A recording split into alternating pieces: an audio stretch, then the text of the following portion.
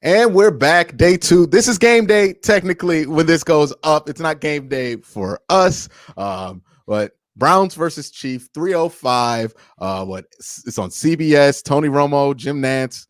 That makes some Browns fans nervous because we haven't won with Romo and Nantz calling a game. So it's a little bit nerve-wracking, but I like the Chiefs are going to have fans in there. A little bit of an atmosphere. It's going to be different from what Pittsburgh have, I don't know if the Steelers wanted fans in that game last night. But enough celebrating the Pittsburgh win. Let's talk about this game, divisional round. I talked about in the first part how like the media is looking at this game and how that's like interesting. What's like the feeling with Chiefs fans? Because I can't imagine they're like, oh my gosh, the Browns are coming to town. Because the Browns just have not been good in a long time. I got to tell you, this isn't Philly or anything, but Kansas City has love. There's a lot of people in Kansas City that want Kareem Hunt to do well. They want him back in Kansas City. Literally, anytime he does something wrong, all I hear about is they're going to go sign him, right? He's coming home, right? That's all I hear. It's really interesting. I think that's going to be a lot of fun aspect. And certainly with the jabbering he and Sammy Watkins are doing back and forth isn't going to dull that down anyway, right? Mm-hmm. I think at the end of the day, there is respect, but I don't think trepidation at the bottom line. It's fair enough. I mean, you guys are the Super Bowl champions returning, went 14-2. The Browns are trying to establish themselves. What do you think is going to be Andy Reid's mindset with this game? Is it going to be kind of a go all out kind of a deal here, or is he going to try to do what he can against this team, but knowing that like either the next matchup is going to be Buffalo or especially like the Ravens, a lot of what you're going to have to do to stop the Browns is going to be what you're going to have to do to stop the Ravens, especially if you play the Ravens, big run heavy team like that. Mm-hmm. What do you think Reid's mindset is coming into this game and the Chiefs' mindset? Well, it's interesting that you bring up defending the run because Andy's going to be completely hands off of that. It's going to be up to Spagnuolo, and he's going to give him basically free reign. There's not going to be any holding back of concepts or anything in particular, especially in the run game, on that side of the ball. Now, on the offensive side, that's a whole different story because Andy's like super playbook. The special stuff's like this big. And he's only going to cut into as little as possible in order to get this win. Andy's perfectly comfortable winning a game by 5, 6, 3 points, maybe if he has to. He doesn't want to throw everything out of the kitchen sink because he always wants to have something in reserve. It paid off for him last year in the Super Bowl with Wasp. They had held that back for quite a while. I don't know exactly what the plan is in terms of, do they want to hit something strange? Do they want to feel the game out and see what they can get done just with their basic, 31 personnel, trying to do that 3-by-1, move Travis around, motion Tyreek. I think it's going to be a little hunt and peck for a bit. And then if he has to go into the well, I think he will. All right. So one of the things I have a question about is this Chiefs offense, right? Coming into this game, the last few games they played, has not played their best football of the season. Now, what do you think that was about? And what do fans feel about this offense coming into this game? Like, do they think the problems are just going to be fixed, or are some of these problems just kind of more personnel related when it comes to like the things like the offensive line and other things like that? Or are these just kind of things that you're like, if we get more time, we can fix them? It's a mixed bag. The fans themselves are pretty fired up that they haven't been pounding teams into the dirt by 50 points, but that's not the way Andy functions anyway. The more pressing matters are twofold. The fact that they're not able to run inside very well at all. And that is a matter of fact that they're down to their third guards. They're down to, knock on wood, only their backup right tackle, but they've had a lot of mix and match, and Andy puts a lot of effort into the chemistry part of it. And I think that has worn down. The other thing is they're built to be a zone team. They don't run in short yardage very well because they don't come off the ball like a ton of lead. It's just not what they do. So they've struggled there. The bigger issue, I think, for Chiefs fans in particular, and definitely for Patrick himself, is that when he's faced these defenses that want to play cover fours, mix in some 6 and keep guys back to cut off those deep routes that he always wants to hit because he has that Favre mentality. He reads deep to shallow because he thinks there's a home run on every single play. And I really can't argue with him. Something's there.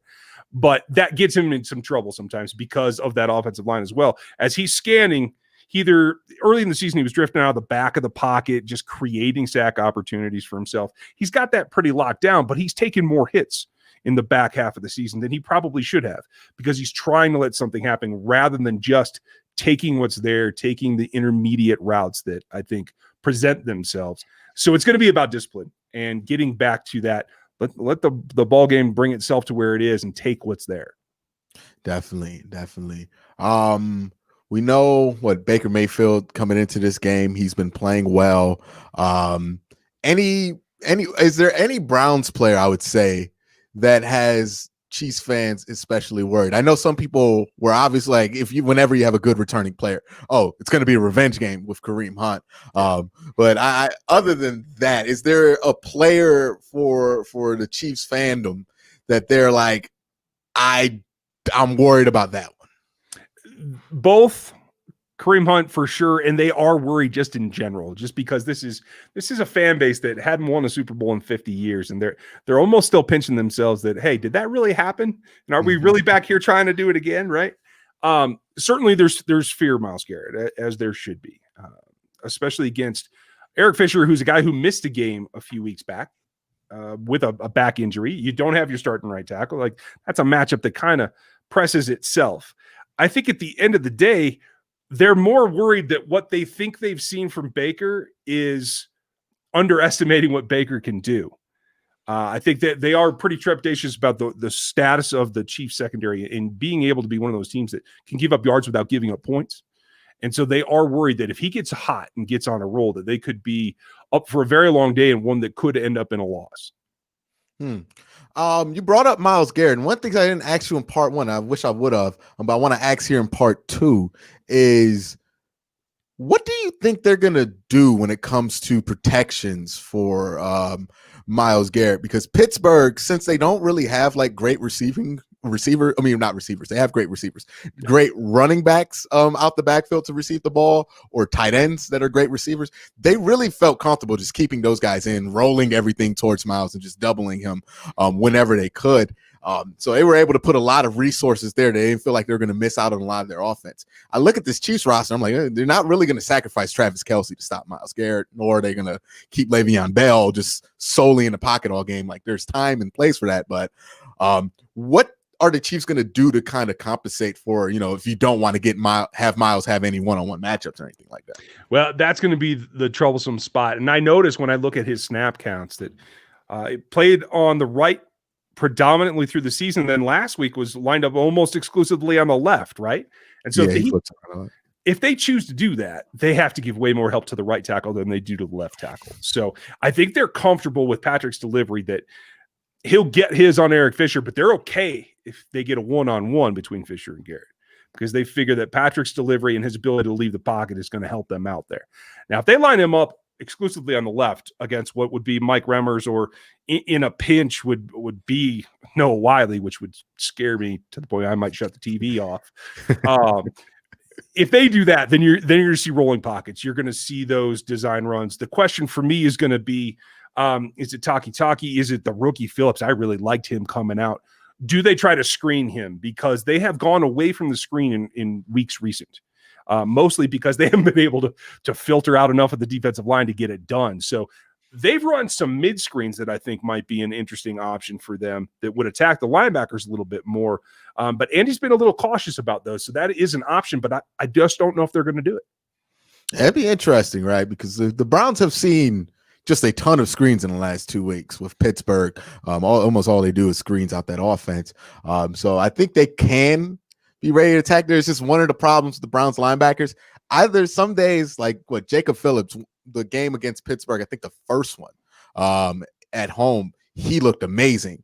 And same thing happens with Mac Wilson at times, where they look amazing. They're so fast, they get to the ball, but they just don't finish. They don't wrap up, which is like concern with the linebacking core. So I can see the Chiefs trying to take advantage of that. It's just going to be real interesting to see what they do with Myles, because I think in this game he will see probably his closest to being blocked one-on-one that he's seen in probably like 6 weeks, because teams have just been so over the top with stopping him. And I think it's kind of been to their detriment because he hasn't been the same Myles Garrett ever since he's gotten off that list. And, part of that is due to him not being, due to him being, as protected as he is. But also another thing is just he just doesn't have the step or the stamina to stay out there. I really hope, as a Browns fan, obviously, he does have that step. He does have that stamina, because I think he's going to be massive when it comes to this game.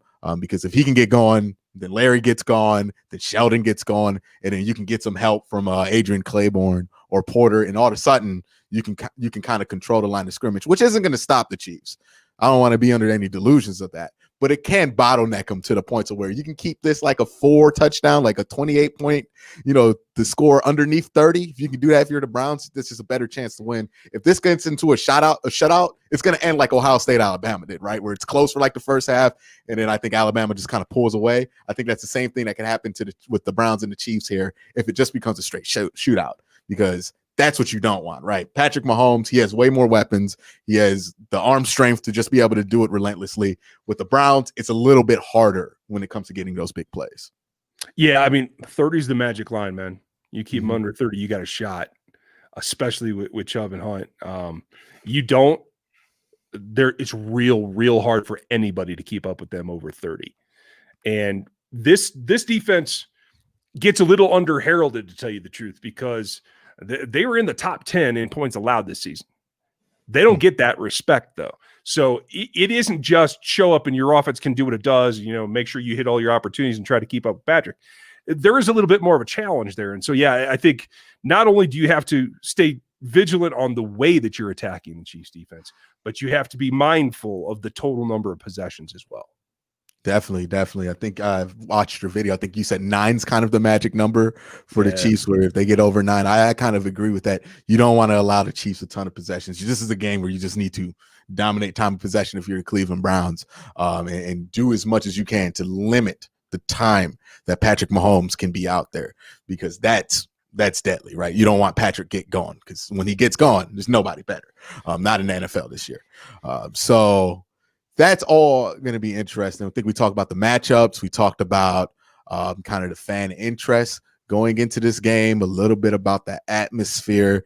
My last question, I think, is about an interesting thing with Andy Reid, right? Andy Reid had this reputation of a dude who just kind of blew games at points. And then he went all last year in that playoff run, going down early, but coming back, going down early, coming back. Is there that fear of Andy Reid still having those Andy Reidisms that have kind of, I don't want to say plagued, but have been kind of a sore spot in his career in Kansas City? Or did the Super Bowl last year kind of make everybody feel like that's all over with now? I think there's still some fear there, but what has been alleviated is not because of the Super Bowl. It's been a couple of things. One being Eric Bieniemy is a steadying force. He has helped the offense shift, if not to more run game, because I don't think they're calling much like 2% more run. But since he's become offensive coordinator, they've been more efficient when running the ball, and that does help. I think he is the guy who is in Patrick's ear most of the time. They see things similarly, so it isn't as much where Andy's got so many things he's doing at once. You don't see the time management issues as much. But the other thing that went in that postseason run is something they've gone down a couple of times this season. Never more than 10 points, though. And that is an evolution of the defense, not making the same blown coverages and things that let the Texans get out to 24, and then they had to come all the way back. So the maturation on the defensive side is actually, I think, the bigger factor in not making those deficits that, you have to get a ladder to see the sunlight for. Yeah, definitely. And even if this is like, if the Browns do get up to that same 28-point lead against Pittsburgh, against Kansas City, they did against Pittsburgh. This is one where I'm like, a 28-point lead at the first quarter. It's almost where you don't want to be, right. In a way, because if Pat can get those 28 points when it's Ben and he can't whip it past like 30 yards, you can feel comfortable with the 28-point lead. But that would be a whole different story, because that would make Andy Reid have to go all out. And if they go all out, they get momentum, they get rhythm. You might be up 28 points in the first, but you could easily be down 14 in the third, because that's just how the Chiefs play. So that's all going to be. I think that happened to the Texans. Didn't they lose that game by like what, double digits? Yeah, it wasn't pretty. I don't know if you Texans are, well, no, your Texans aren't a rival because they're not in the same division, but the Texans gun Texans, right? They have given away their entire draft. That wasn't the only problem. That's all I'll say. They have traded everything to give them Deshaun Watson more protection, and he still doesn't have it. And now they might not even have him. I can only hope so for Deshaun's sake. Yeah, that's a mess, man. That is an absolute mess. Imagine losing James Harden and Deshaun Watson in the same summer. That's going to be tough. But, hey, that's for Houston. Thank you for coming on, Ryan. Again, let them know where to find you. Yeah, I appreciate you having me. RGR Football is my channel here on YouTube. You can check out Locked On Chiefs, the podcast. I'm part of that network. And for the draft stuff, after this game's all said and done, you can always check out Rogue APC. It's where I do the athleticism matrix. All right, man. Thank you again for coming on. A ton of insight about the Kansas City Chiefs there. And if you want to learn more, he has a ton of stuff on his channel, film breakdowns, all kind of things. So you can be the most educated fan going on Sunday. So you can watch that game at your watch party and tell everybody what the business is. They're going to think you are super genius because you went to his channel. So check it out.